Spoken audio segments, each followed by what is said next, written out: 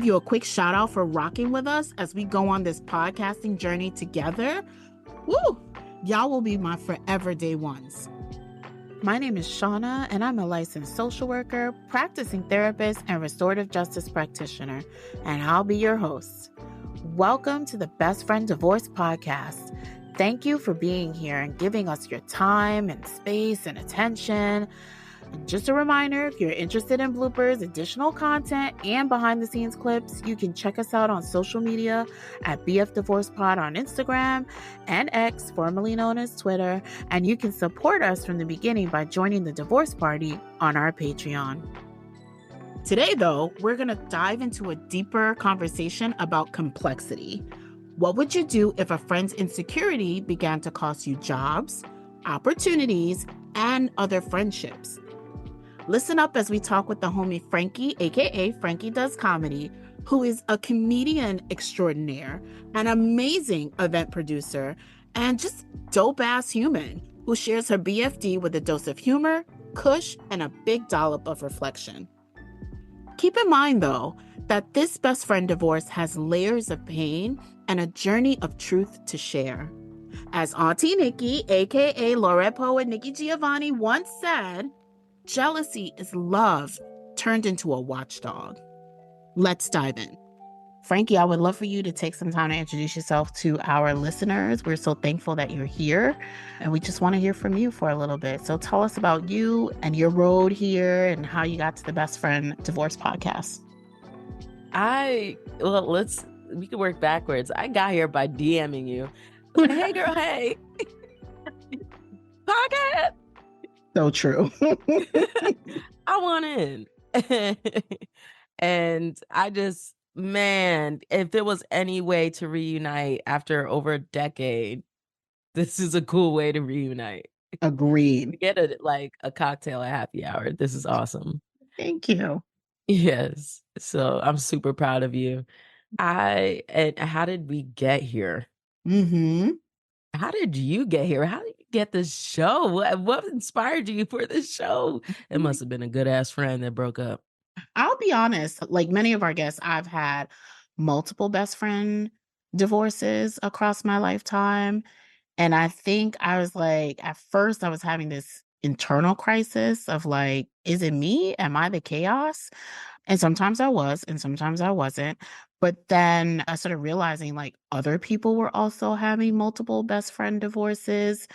And I was like, nobody talks about it. There's this narrative that if you have a best friend, you're going to have that person for life and you're going to be simpatico and like maybe you'll have arguments, maybe you won't, but you'll never break up and you'll be friends forever on some Care Bear shit. And I was not living that life.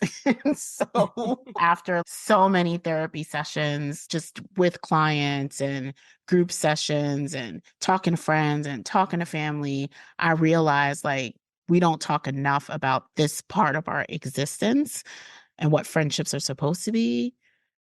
And I was like, I'm going to make a podcast, which really is about giving people an opportunity to get language around something they may be experiencing that they don't have, hearing how other people healed or didn't heal from these like really important losses in our lives. So that's how we got here. Just what's crazy is you hit something very important, the language. Mm-hmm. I think people don't understand how in depth our language is. Not even understand. We don't even know. Even was it Atlas of the Heart with Brene Brown? 87 different emotions that we don't even have the words for. Mm-hmm. And we're supposed to navigate through this life with 5. Right. Yeah, it's crazy. It's so crazy. This is awesome. And it's like love languages, right? We have 5 different love languages, something like that. But what they don't talk about in love languages is like the deficits of having that love language. So for example, like people who have the love language of acts of service, right? They're incredible at like figuring out what your need is before you figure out what your need is, and then performing the service of that need and anticipating your need and making sure that you feel like comforted and loved through their service, right? But people who hold the love language of acts of service, in many times, right? Because it's not a finite thing, but in many times they're often the worst communicators ever because they don't have the language to communicate what they're feeling, why they're doing what they're doing. They just know the service is the act and is the love. So like they don't talk about the deficit of your love language, which I think people need to know because sometimes that contributes to these ruptures and friendships. Like I'm giving, like I heard somebody say recently, like, I do it. My heart is always in a good place when I do it. And I'm like, like, but intention does not match impact, right? And so, like, if you don't understand what your love language is, you don't understand the deficit of your love language, and you're not going to understand your actual impact when you think you're doing something really well. So we I just need more feel work. attacked. Sorry. It's I'm not my intention. I'm like, "Oh, shit. You describing me?" Like, yo, oh, no. This is a trap. Like, Drop, yes. And a teachable moment at the same time. We can yo, be this is a free therapy session. Get out of here. and now people are starting, you look on social media and now people are starting to talk about like the other side of your love language. And I was like, well, I'm glad we've arrived. Finally. Oh my God. Okay. Mhm. Wow. Well, Mm. you know that Jesus, something like that recently happened where it's just giving service, giving service, giving service. It's like, don't you understand all the things that I'm doing? And they're like, this is not what I asked. And I'm like, but it's what we need. Like, Mhm. We, we. the collective, right? Exactly. Oh my God. And then And now I'm thinking about my mom. Okay. Wow. All right. All right. yeah, sometimes they just don't have the language to be like, this is what I need. So they perform service for others. And I'm like, when we gonna talk about that? They're crazy. At what point are we gonna unpack that?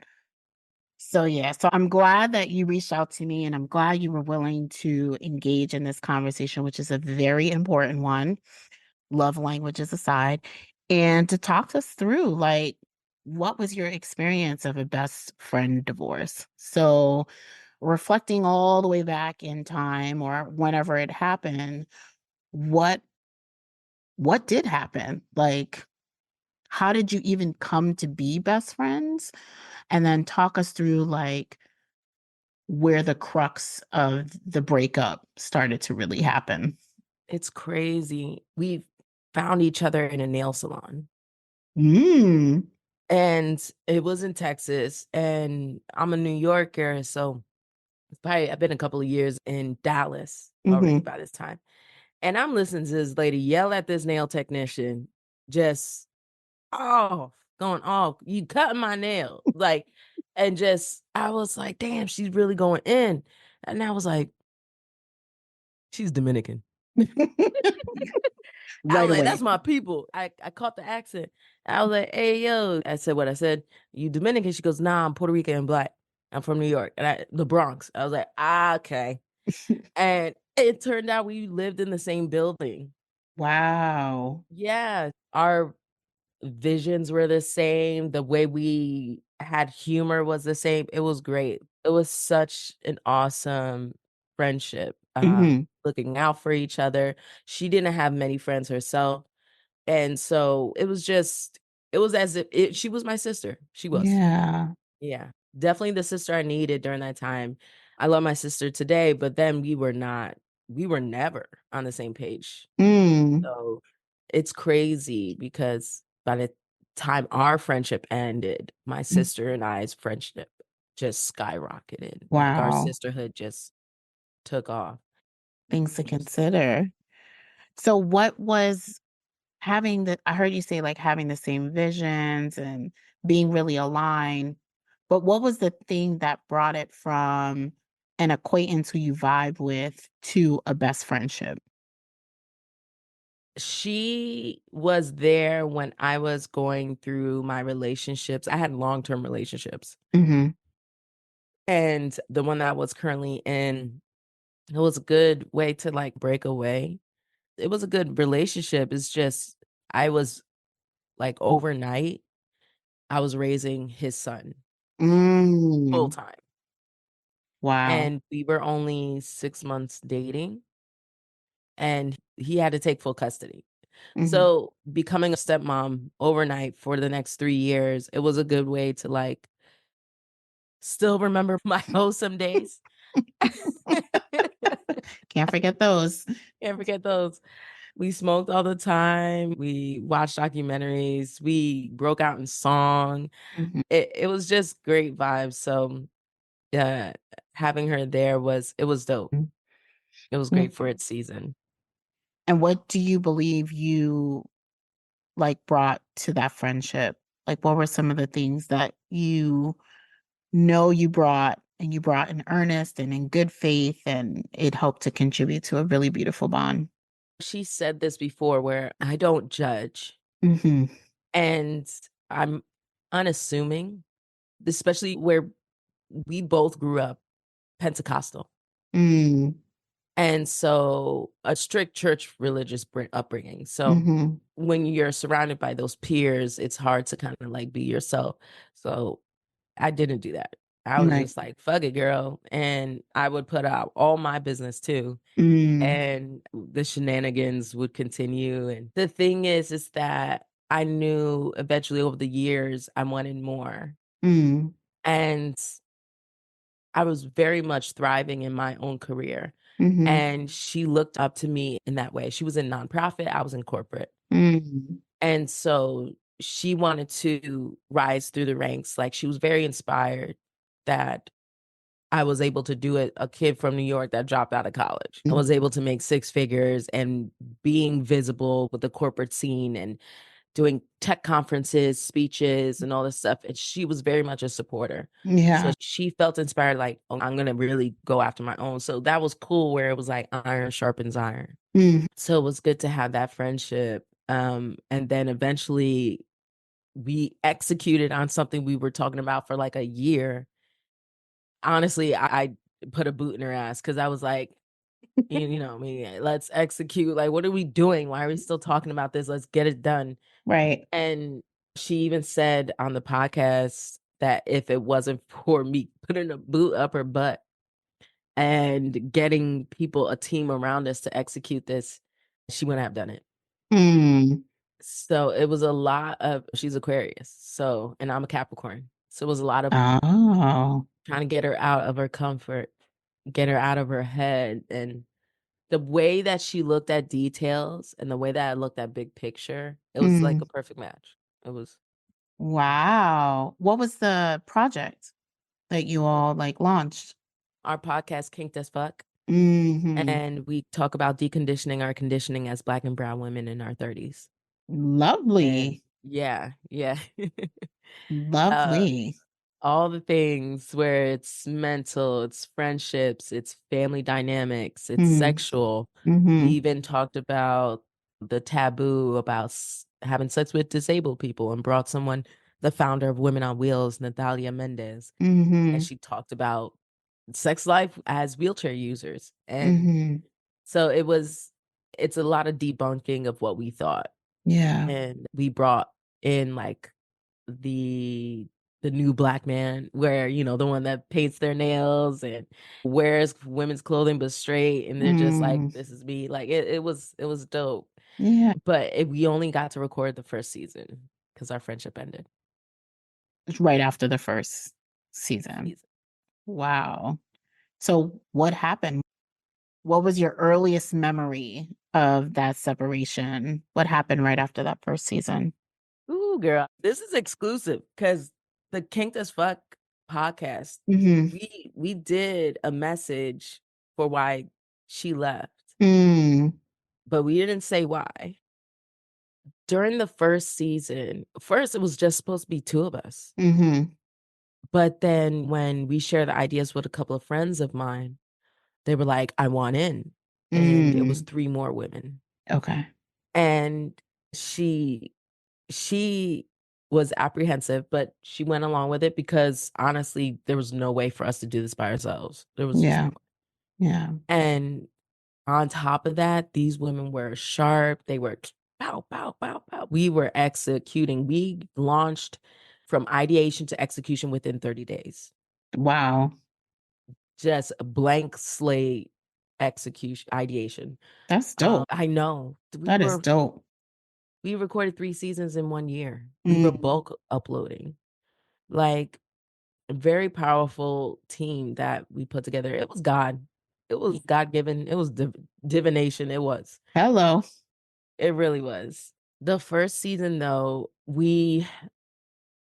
there were some creative decisions that she wanted to make that would have added more time Mm. to the processes. And as a team, we couldn't uphold that or keep it consistent Yeah. without it impeding on the deliverables. Mm-hmm. And it was non-essential.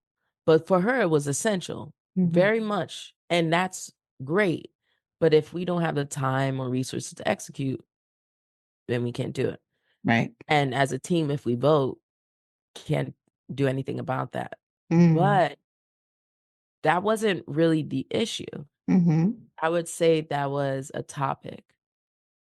I didn't know or realize until towards the end that she felt, and she was, I will give her this. It was very mature of her to share this with me. Mm-hmm. There were a couple of opportunities that were shared with me that were revoked that I didn't know. Mm-hmm. I didn't know that she had something to do with it. Mm. So, for example, speaking at a talk back after a play, I was Okay. supposed to be the moderator. Mm. I was like, what happened? It's the day before the event, and they said I can't do it. And she said, I don't know. I Mm. see her later on IG Live replacing me. Ooh.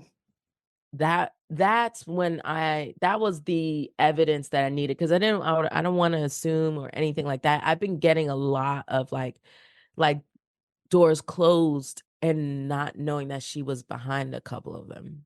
So this happened more than once, Yeah. multiple times. It was a pattern at that point. Yeah. Gatekeeping, the meetings that I had with certain individuals, they were no longer existing. Mm-hmm. And it was just a couple of times before I was like, hey, girl, I need to talk to you. Right. XXX happened. Do you have anything to do with this? And then when I saw the video, it was just like there was nothing she could say but admit. Mm. So she said, with my popularity, because I was also doing comedy at the same time. Okay. I just started. I had a House of Blues residency in Dallas and in Houston with Live Nation. First year, within the first 3 months of comedy. Yes, Frankie. I don't play. Mm. I don't play. Yes. That, along with the new team, which Mm-hmm. wasn't new, we all felt like family. It was very much a sisterhood. We looked out for each other. With one of them's, their father died. The other one's father died a year before, and the anniversary came up. We were close. Oh. She said that those women didn't mess with her, and she Mm-hmm. didn't feel like she was friends with them. Mm-hmm. It was the total opposite. She had very much intrusive thoughts about these women that did not exist. And it turned out that she just wanted it to be me and her. And I heard this complaint before. Hmm. This was when I put together a Colorado trip when I was living in Colorado, and she just wanted the trip to be her and I. But I Mm-hmm. invited other friends to make it a group girls trip. Mm-hmm. And I didn't know she didn't like that. And Oh. remember those acts of service? Like, we're Yes. enjoying this. Mm-hmm. And meanwhile, I'm thinking of it as an opportunity, like, finally, I can do a girls trip with my friends, like, Yeah. and everybody is gonna love each other because we're dope. So there was always, every week, she complained about the girls. They don't like me. They don't listen to me. And then at a certain point, I was just like, girl, these girls love you. I don't know what you're talking about. Mm. And when I finally confronted her after the first season, I asked her, is this you that did this, all these things? And she goes, I don't know how to stand in your growth without feeling insecure in mine. Mm-hmm. And that was a very mature statement to share with me. She just didn't know how to be comfortable Mm-hmm. with your own sis shining, Mm-hmm. that she didn't see herself in me just as I saw myself in her. And how it's good that she was able to get that point, right? But the other side of that bridge is, and maybe we don't have the answers here, but the other side of that bridge is like, well, how then, what part of our friendship helped you to feel comfortable that with the best choice to express that is to then take away from opportunities that I had or I was booked for or things like that. Like there's something there that requires some unpacking. Not that you have to do that, Well, but I got some kind of closure. well, that's good. So Crystal, that's on the podcast, my friend ended up working for one of the girls on the podcast at her day job. Okay. Oh. Right. And talk about awkward interview. Mm, She didn't even know she worked at that job. And so the girl on the podcast on my team called me. She said, "Hey, girl, mm, such and such is here. What do you want me to do?" Like, I was like, "Let her thrive. What do you want? Like, let her get that right. job." Like, I was like, Right. "Oh yeah, she's gonna get the job." But yeah. So she said to her, when I said, "I don't have time to just watch documentaries and smoke," because that's what she wanted. She said, "I wanna go back to the old days where we just used to chill, kick it, and Mm-hmm. hang out." And I told her, "I'm an entrepreneur. I don't have those hours Mm-hmm. to just kick it, be on the couch, and just jam out. I can't. I'm not going back to that." Yeah. And I said, "Honestly, if you're not helping me build this, or I'm not hanging around anybody that's not helping me build." Mm-hmm. And especially if they're trying to take food away from my mouth and have a roof to keep over my head. Those were opportunities that could have led to something else. Mm-hmm. I took that as like, "Oh, you trying to take bread out of my mouth." Like, that's wild. Mm-hmm. And her perspective to what she told the podcast team was, she felt like, "Damn, is that all I'm good for? Just someone to work with and not someone that is your friend that you can hang out with." And that's a feeling that I will say that kinda sucks when your friend says, "You know what? I can't be around you unless we're working." Mm-hmm. Yeah, that sucks. But at the same time, she knew my situation. Mm-hmm. She knew there was no time for me to go ahead and waste and just kick back. She's the one that had the day job. Mm-hmm. And that's what my friend had to explain to her, and she understood. Mm-hmm. I've been waiting for her to call me back. I left the door open for if she wanted to contact me. Mm-hmm. But in retrospect, I thought of all the instances where she had the language that would put down my friends that she didn't know. Mm-hmm. And she would make my other friend circles feel like, "Oh, they're not us. They're not our friends. They're not as cool as us or anything." And I'm like, "We're like in our 30s. Like, why are you talking like this?" She would say that out loud? Like, Yo, to me, and she would say that these friends are they always wanted our friendship. They were always jealous of our friendship. I'm like, "But they don't know you." Like, that's right. they don't know you. Why is that even in your head? Yeah. And someone said it was giving Fatal Attraction. I was like, Oh no, not the rabbit in the pot. "I'm the rabbit in the pot." But it does raise some questions about, like, at least for me, like, when I listen to people's stories, I always, like, just am curious. I approach it with curiosity, and I'm like, "Oh, now I have questions about, like, what her previous friendships were like before you came into the picture." and how healthy were they slash how traumatizing were they?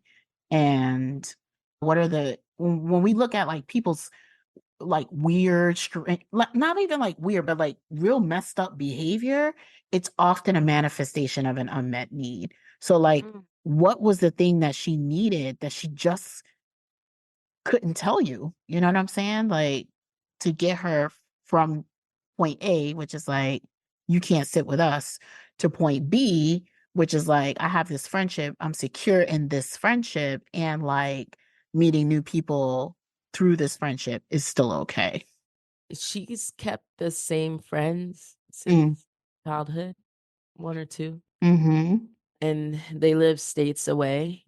She's good with networking and meeting new people. No, she's not. No, that's why that was a major complaint because I always was. She was like, "You're always networking." I'm like, "Your network is your net worth." And so they weren't healthy relationships. Mm.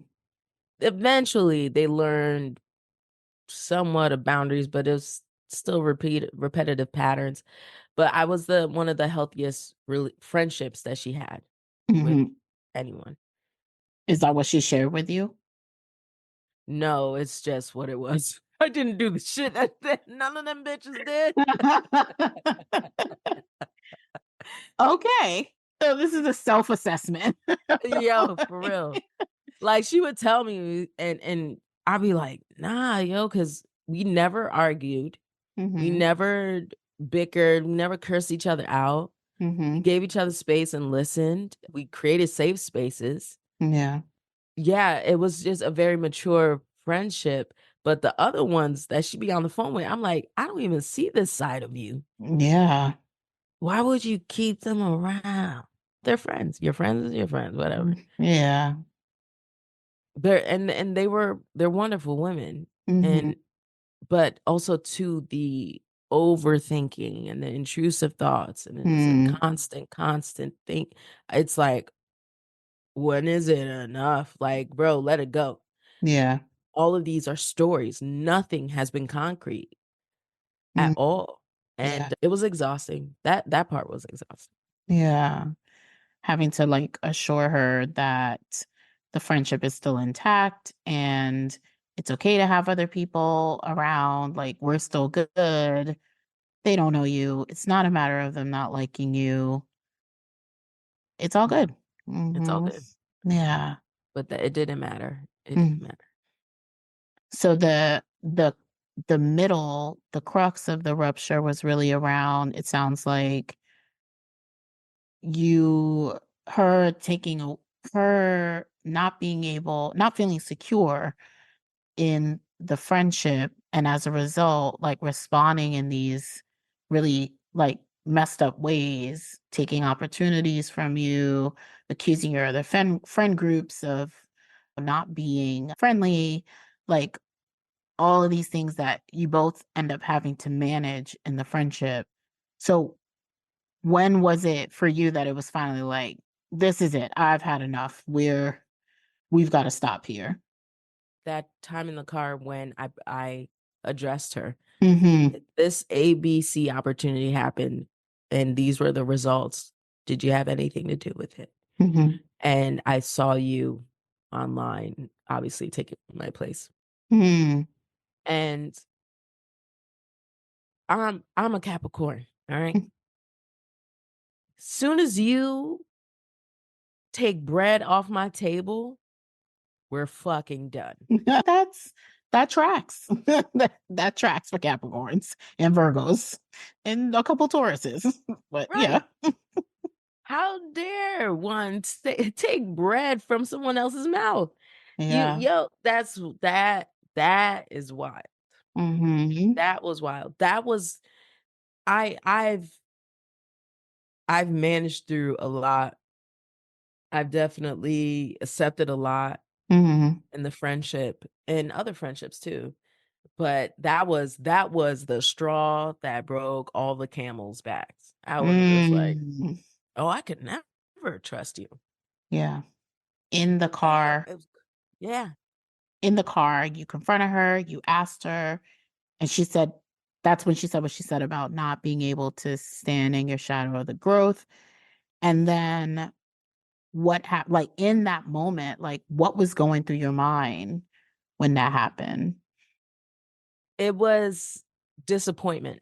Mm, I told her I can't be friends with somebody that doesn't want me to be better or want to include them in their own network, because mm, she also excluded me from her own professional network. mm. And I had meetings with her boss as a consultant. Like, her boss loved me. She had a crush on her boss. Okay. Something was said to him, and all of a sudden, my meetings were canceled. Wow. Right. Wow. So I told her, I can't be friends with you Mm-hmm. anymore. And this is it. I And the whole thing about the girls that don't like you, I was like, that's not true. It's Mm-hmm. in your mind. These women love you. Yeah. And they did. They were so Mm-hmm. heartbroken when they found out what she thought about them. They were Mm-hmm. like, that was a complete opposite. She was like, I thought we were like, and it did be, we were like a sisterhood. It really was. We were honest and open and very vulnerable with each other. Yeah. She just didn't want to share me. And she Mm-hmm. said she doesn't want to share me. Mm-hmm. She's always been a straight woman. I never messed with her. As soon as I left, she's in a relationship with one of my friends. That's a girl. Ah, okay. That's something, right? Like, it's not lost on me, like, how people's struggle with their own sexual identity shows up in very unique ways. And I have a lot of empathy for people who are like working through that stuff, right? And their sexual identity, because the world is not kind to people who aren't straight. And that's the world we live in. So I get it. And at the same time, like, internalized homophobia is real. So like this thing of like trying to navigate the world, and it sounds like there maybe were feelings there. I can't say for sure, but it sounds like there were there. But even just being able to verbalize, like, I don't want to share you, but I also am unwilling to face like my own desire, my own identity, my own like, and maybe she needed more time. Who knows, right? It's all speculation here, but that's maybe that's the piece that people are like fatal attraction, right? Like, I don't want to share you. But I wonder what that's translation for her. What is she really trying to say? You know what? That's still a mystery. Mm-hmm. I don't know if I want to know. I don't. Right. I, I'm happy that she was able to thrive in that relationship. I don't know where it's at right now, Mm-hmm. but I've seen her open up more. Yeah. But even with me leaving the door open, she never called back or anything like that. Mm-hmm. The girls got to say eventually what was on their chest Mm-hmm. to her directly, and she felt horrible Mm. because obviously she made assumptions about them that weren't true. Yeah. And so they held her accountable. We had community guidelines in our podcast team, Mm-hmm. and we did something called calling in instead of calling out somebody. Mm-hmm. And it was live check-in, like, hey, yo, this is how you made me feel. Mm-hmm. Like, and we love each other enough to know that this isn't going to be an argument. Yeah. It's just like, yo, I'm checking you right now, bro. Mm-hmm. So, yeah. I even to this day, I haven't heard from her.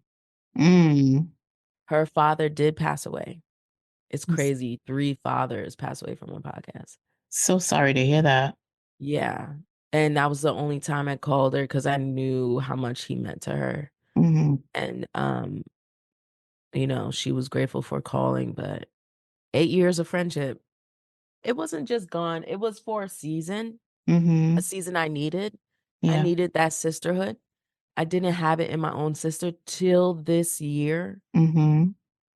So it was definitely for a season, Mhm. and it was beautiful when it was. Yeah. And they often are, right? And we can hold two opposing ideas in our brains and hearts at the same time. Like two things can be true, that it was beautiful and the rupture was very painful. Both of those things can be true at the same space and the same time.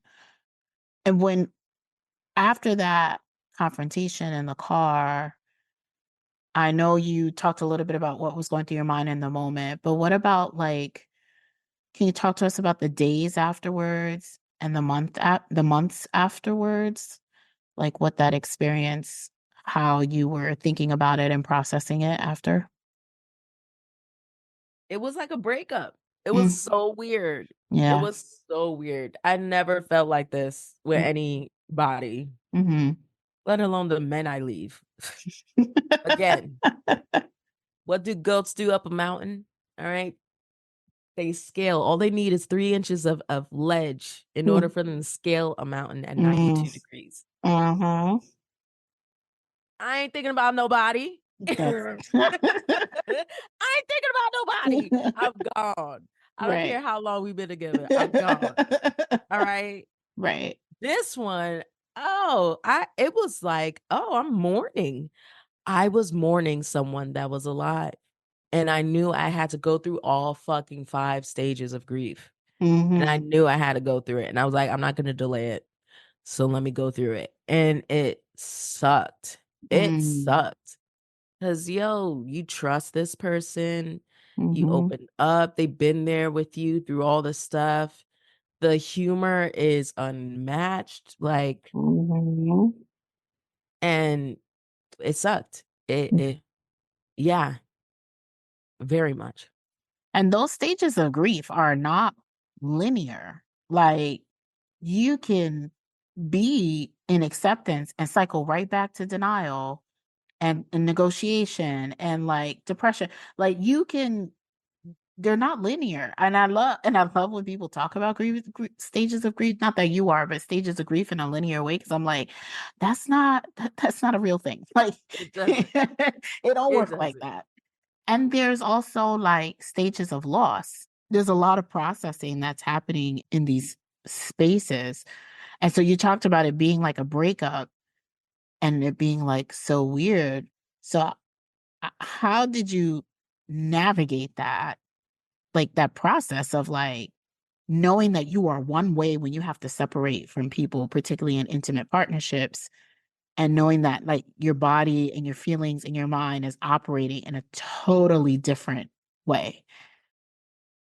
It was like fighting against muscle memory, Mm, fighting against calling her up so we could just like, "What does she think about this?" Or, "You know what?" I lived down the street from her, so that didn't help. mm, So, before I moved, I was there a few months before I moved, and it was just like, I should stop by, mhm, and nope, keep it going. mhm, Just just showing face, or maybe I'll run into her in the grocery store, the anxiety of that. mm, And so, which I never did. I never did run into her. It was weird in that sense. But honestly, I just something happened. yeah, You know how the universe is. You mhm, let go of something and then all the blessings just come rushing in. mhm, And it was the weight that I needed to let go.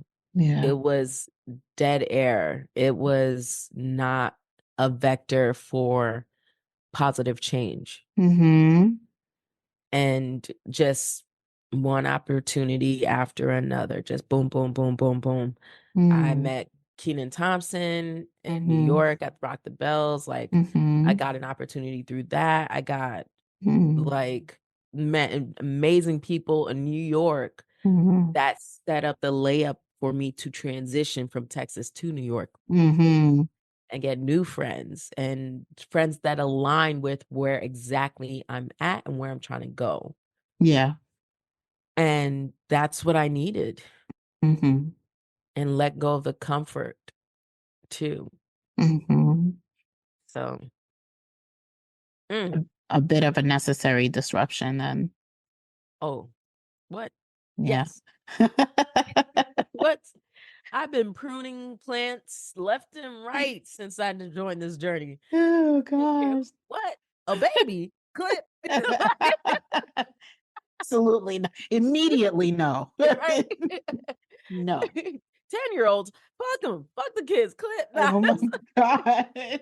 My Oh my students, God. gone. Like, Everybody gone. everybody Out. gone. Everybody Bless out. your heart. God gotcha. Hey, everybody.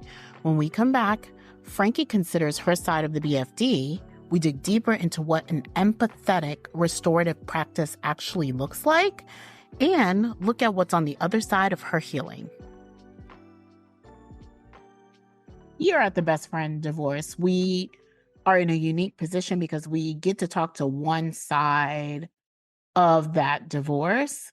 And we would be remiss if we didn't at least ask, looking back, what do you think are the ways in which you contributed to the rupture of this friendship?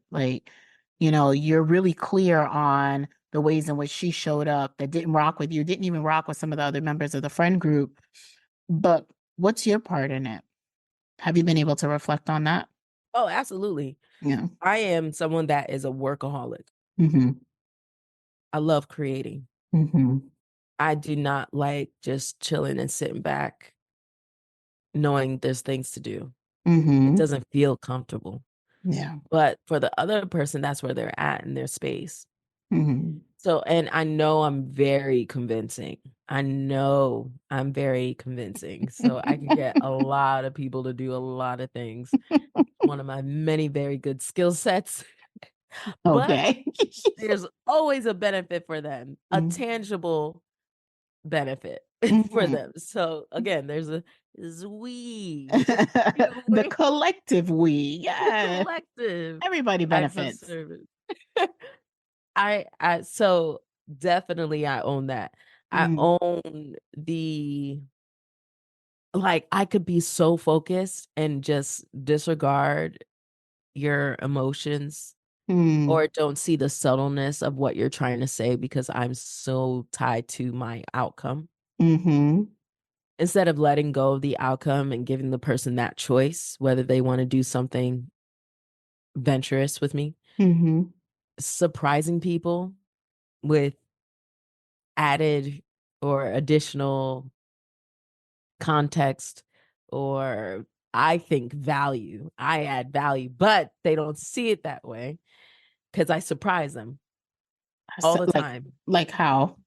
So just like the girls' trip in Colorado, Mhm. I invited 2 other people that she didn't know were who they were. Mhm. And that's not the type of trip that she was trying to take. Mhm. Mind you, I was paying for everything, but so I feel like I could have orchestrated whatever the fuck. But that's again, I'm a cave builder, so I like to build my own environments Yeah. and let people enjoy them. Mhm. So it's not very it's not very inclusive of other people's thoughts. Okay. But I also think about what they like while I'm doing it. So that's why everybody enjoys being around me. But it's not cool for everyone.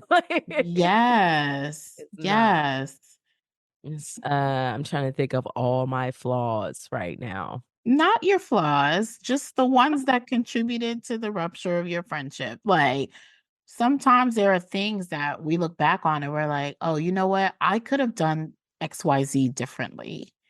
I didn't have to do it that way. Or I could have been a little bit more ABC. And I need to think about that for my future friendships now that this one is gone. So, just being reflective. Definitely need to implement their input. Mm-hmm. I'll implement the low hanging fruit of their input, but if it's a bigger lift, oh, Mm-hmm. that it's not important. Mm-hmm. We don't have the resources. Mm-hmm. That's not cool.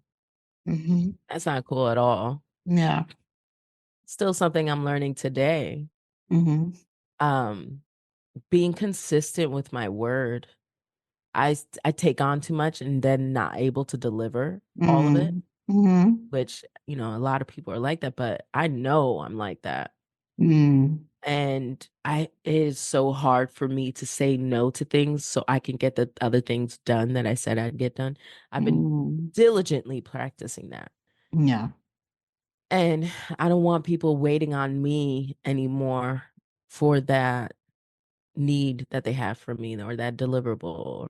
Mhm. I just want to be like, yep, I can do that. And then, yep, it's done. Right. Are you naming for our listeners that like these parts of your contribution, like these actions moved the rupture closer to a reality, like by engaging in the way that you're mentioning? Yes, she had some very good ideas about tightening up the podcast, Yeah. and because she's detail oriented. The problem was that you're so detailed that you forgot time. Hours Mhm. would go by. Mhm. If time is our most precious resource, what are we doing? Yeah. And so the things that she wanted implemented, I'm like, okay, then that means you own them and you will Mhm. execute that Yeah. because ain't nobody got time for that. Not in the least. Not in Not the me. least. So, but it didn't mean that all of us could have taken our share in that new change she wanted. Yeah. The problem is no one wanted to share. But it sounds like the new change, like to me, at least the way you're sharing it, it sounds like the new change was like the straw that broke the camel's back, right? And that there are a number of other things that were in play that led up to now this conversation about whatever changes in the podcast. And now and after that point, like it's a watershed moment, right? Everything's changing after that point. So did you have clues that you were leading before the conversation in the car? Did you have clues that something your friendship was moving in this direction? Oh yeah, no, every recording, Mhm. the entire 13 episodes, Yes. she said this isn't right. What do you mean? Say more. She would say that the girls don't like me. You could tell by this and the way they said it in this way. Every week she complained that the girls did not like her. Mhm. Every week she would pick one out of these girls that she felt she was being personally attacked by. Oh. It did not matter. It did not matter any of the gestures. She saw what she saw. Okay. Those things were not happening. Mhm. But I knew there was only so much that she was going to continue with, because Mhm. she loves to quit. She loves to quit. She wants comfort. She Yeah. doesn't wanna struggle to get Mhm. the things. She wants to quit. I Mhm. will give her that she finished a cohort, which I'm proud of her. Some Yeah. brand new that she never did. But when she's a slightest issue, Yeah. a problem that doesn't exist, or maybe it does, but doesn't wanna talk about it, I'm out. I'm like, so I knew it was coming. It didn't matter any of the changes or the growth. It didn't matter the positive feedback that we got from our listeners. The Yeah. listenership just went up, everything. And it didn't matter. Mm. She had a complaint every week. And for And you could see the writing on the wall that the friendship was like moving towards this closure. I knew that the podcast was going to continue without her because the way she talked about everybody. Mm. I knew that she would lead the podcast. I didn't know that our friendship would be at stake Got because she it. was always complaining about them. Mhm. And when I guess week after week, I would always advocate for them, peer to Mhm. peer advocacy. They have no idea this is happening all season. I was Mm. playing HR. Mm. And until the tables turned towards the end, Mhm. where it was like, you're the problem. You're shining too bright. I can't let you have these opportunities. Scarcity mindset. Yeah. There's no abundance mindset. You can't plug into my network. I'm going to go ahead and tell them XYZ so I can go ahead and take those spots. Mm. Because I didn't listen to her all season, that these women were great women. Yeah. I knew it was there. Mm-hmm. And I didn't realize until I listened to one of the episodes how she talked about the Colorado trip. Mm-hmm. And it was giving, this is my friend. How dare these women? And she said it too. This is my trip with my friend. How these bitches don't know her. And the way she expressed it, I was like, oh, it was there the whole time. I was like, it's The whole fucking time. the whole time. My dumbass. So it was the whole time. I was just like, it was giving possessiveness. Mm-hmm. Well, That it was, yeah, it was weird. we try to give grace in our friendships. And so sometimes we just don't see it. But then after, when we reflect back, we're like, oh, the signs were there the whole time. And I just kept giving grace. And it sounds like you were in a similar experience of like mediating and giving grace and space and time and the way friendships, healthy friendships do. All of it. Time, Mm-hmm. mediating. I would mediate between the other girls. Mm-hmm. That would happen. And then they get over it. And Yes. it's team management. Right. Sure.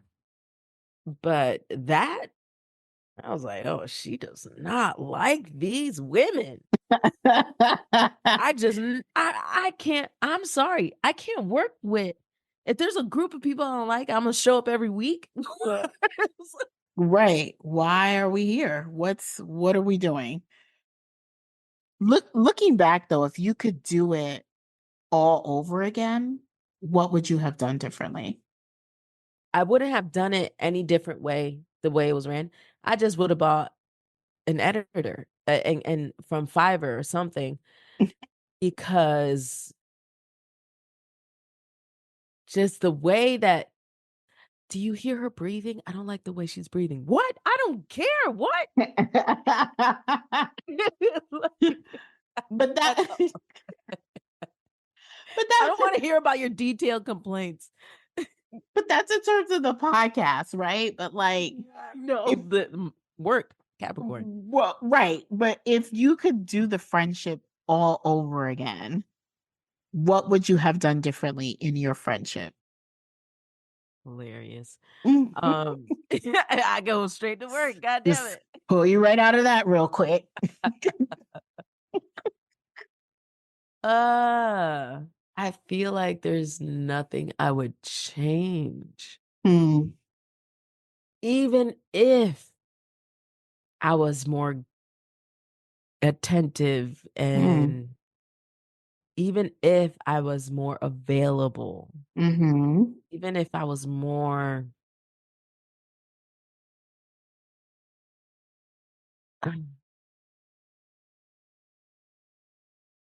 for her, Yeah.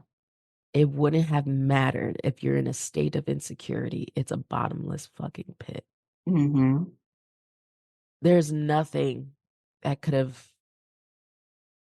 sustained that relationship Mm. if the other person doesn't realize that. Mm-hmm. I don't know if there's anything I would do differently. The way that it was, Edith Piaf, Je ne regrette rien. I don't regret anything. Mm. I regret nothing. It's true. What you're saying is not wrong. Like if you're in a place of insecurity and you're not working on it and you're not unpacking it and you're not being reflective, you get caught in a cycle of insecurity and you respond from that place. So all of that makes sense. I was just more so curious about like if you would have done things differently, but it seems like no, because you did have a long stretch of a really good friendship until what it seems like almost the end, where things went left and then went left really quick. You had a watershed moment And things went left really quickly after that. That wasn't the first time we broke up. Damn. Oh, sometimes when I hear these stories of these ruptures, I'm like, oh man, like I wish I could just like sprinkle a little healing dust, you know what I'm saying, over the situation. And You have a propensity to want to heal people and fix people. I don't want to fix people. I just want people to know healing is accessible. It can be accessible. I think the matter of fixing and healing people is really up to that person and their God and their angels or their whoever they pray to. But that's not a matter for me in terms of like making a determination. But I have empathy and compassion about like people's access to healing. You know what I'm saying? Like I have a lot of That empathy for that. is, that's, I'm going to quote you on that one because healing is accessible. I've been accused, and especially on the podcast, that I like to fix things and Mm. like to fix people.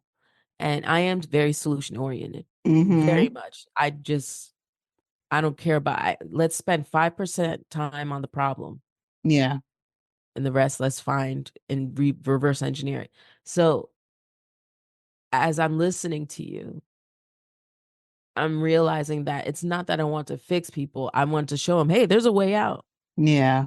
If you want to, I'll just tell you about it real quick, but I'm not going to be able to Mm. make you do it. Yeah. And no one wants to hear that. That's true. Especially if they're not in a To know about that hole, that tunnel over there on the left. especially if they're not in a place to hear it. Like sometimes we're just not in the right place. I could say something, you could say something, they might not hear it from me, they'll hear it better from you, but we might be saying the same exact thing. And further to the point, the way that like, and I've said this before, like the way that like laughter, good food, going out dancing, taking a girls trip, all that stuff is very comforting, right? But jealousy, drama, trauma can also be comforting. And I think sometimes there is a lack of realization of like where we are seated in our comfort. And I'm like, yo, you don't have to be there. You know what I'm saying? Like, you don't. But if you choose to be, okay. But like, just know that you don't, you know? And know that you don't. Mm-hmm. And yes, I learned that we have to meet someone where they're at Mm-hmm. emotionally. But speaking of healing, where are you today? Like, how have you healed or not healed from this major life event? Even as you're speaking, I'm thinking of the things that we just shared. You just shared that I could implement today at my 3 o'clock meeting. Like, that's where I'm at. Like, I'm trying to hear all the good advice and implement quickly to see how rapidly we could get something done. Mm-hmm. I'm open to like doing better. I'm open lifetime accountability. Mm-hmm. The receiving. Mm-hmm. I've learned that if I'm more quickly to receive the accountability first, I open the door for them to do the same. Mm-hmm. And it's been very like a social engineering methodology for sure. Um, but I am a conflict resolution manager for some of my clients Mm-hmm. to repair the business relationships, the B2B relationships that they have. Mm-hmm. I But at the same time, it has made me feel more alone Mm-hmm. because I just don't want to deal with inauthentic people. I see right through it. I don't know if it's the ayahuasca or the CBT, Why not both? like, or both. Right. Excuse I me. just, I don't know. It feels very lonely. Mm-hmm. So, but also I like being alone. I place people around me that serve my weaknesses. Mm. Like, I make sure I listen to the people that are stronger in where I'm weak at. And spiritually more inclined, definitely I practice more. I miss my friendships in Mm-hmm. that sense, but I've gained them in a comedy community Mm-hmm. that I will always remember. Mm-hmm. These people, whether I met them a couple weeks ago or a year ago, Mm-hmm. there's something about sharing that journey with them, and no one else will know. Mm-hmm. Yeah, this is the happiest I've ever been in my life. Mm-hmm. Ever. Yeah. I've never been happy before. Mm-hmm. Not even as a kid. Yeah. I don't want anyone to destroy that. Mm-hmm.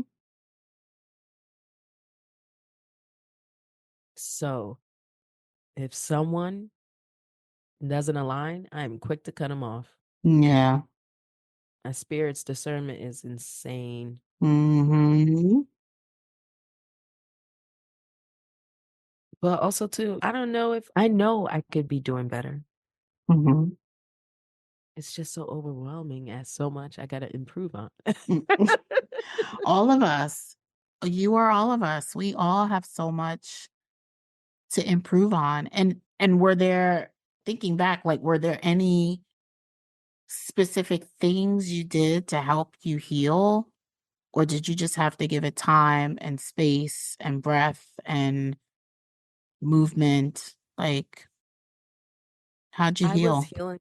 I was healing from an old life. It wasn't just her. Yeah.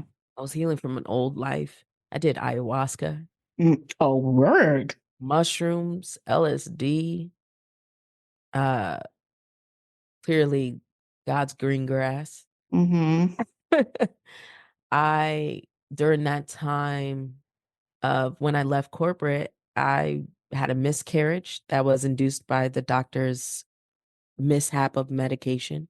I'm Um, sorry. yeah, I thank you. Went I I started an investigation with my employer, signed Mm-hmm. an NDA for, Mm-hmm. won that case during that time. I Mm-hmm. also had COVID and lost one of my lungs to glass opacity. Mm-hmm. And I was able to restore it. I'm fucking Wolverine. Um, Okay. Okay. but I was living on an oxygen tank for a month. Yeah. All of that happened. So it was a shedding of an old life. I prayed, I journaled, I wrote. During that time, I wanted to get rid of this old life and wanted to be like, I got a glimpse of death. I almost died. Yeah. Everything was being thrown against the wall. I didn't care. And so that started my journey. Mm-hmm. So it was a slow rollout over the next 2 years of shedding Mm-hmm. old habits, old people, seeking spiritual guidance by doing an ayahuasca ceremony in the middle of a Mexican jungle. Mm. To which my shaman was Mm. my coworker at Wells Fargo 10 years ago in DC. What? Bitch. Wow. Amazing person. Mm. I will send his profile. Shout out to Mandinka King. Fantastic. And talk about healing. Mm. I move with grace. I don't shame anybody. Mhm. I meet you where you're at. If I can meet my parents where they're at Yeah. and know that this is the role they were supposed to play that was necessary for my life to be the way it is now, Mhm. I can do that for everybody, Mhm. and even more so myself. Yeah. That's where Yeah. I'm at. Yes. You really cannot be good to other people until you are right with yourself. And that's what I mean by, like, healing is accessible, right? Like, we just live in a capitalist society that says healing has to cost for it to be accessible, but it doesn't. You know what I'm saying? Like, and I appreciate that you talked about like journaling, praying, like a ayahuasca, like shrooms, like you touched everything Girl, you I got my could. tools right here, girl. I'm over here like, girl, like I'm not ashamed. I practice my ancestors' religions. I Yeah. practice their spirituality. Mm, I learned, I unlearned and relearned in our history. I'm not saying I'm an expert. I'm saying I'm a student of all things. And mm, I was a Buddhist for a season. Like I wanted to know how people thought. And Jesus, there is a common denominator to all of this. So mm-hmm, I it's much easier said. It's much easier done too, not just said and done. mm, yes. I walk stronger with my ancestors by my side. Was that Childish Gambino? Hello. Yeah. If you had any, what are some words of encouragement or advice you would offer your past self or people who are presently going through similar situations?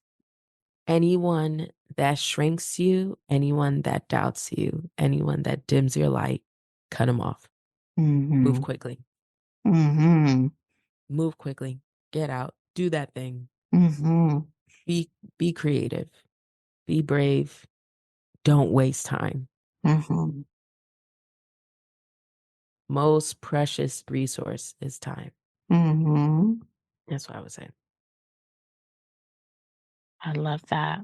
Those are excellent words for people to be able to live by and to be able to hold, right? Like even when they're in the midst of these situations. So I just appreciate you. I appreciate all that you share with us today. It's been really insightful to like hear what happened, what was the process, what you went through, what you thought she might have been going through, like how you were able to like move through that with your own healing and realize it was greater than the friendship. It was actually you shedding an entire past life, like, and having to do that in order to elevate to the next phase or graduate to the next phase of where you are.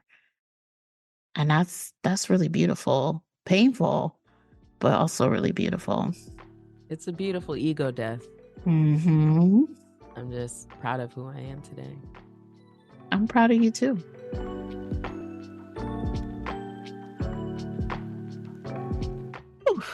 Did you hear all of that complexity?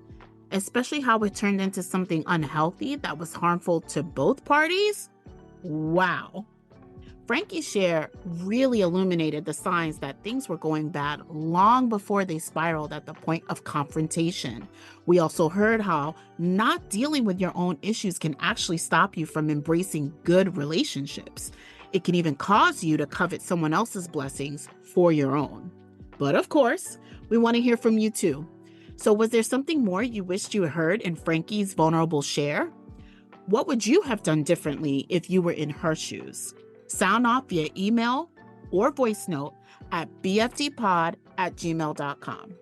Yo, you can even drop words of encouragement, shout outs, or just kind notes to our guests. I'm sure they'd love that. As always, thank you for being here and for listening. We hope you'll join us for our next episode where we explore a BFD that's both a friend and, wait for it, your mother.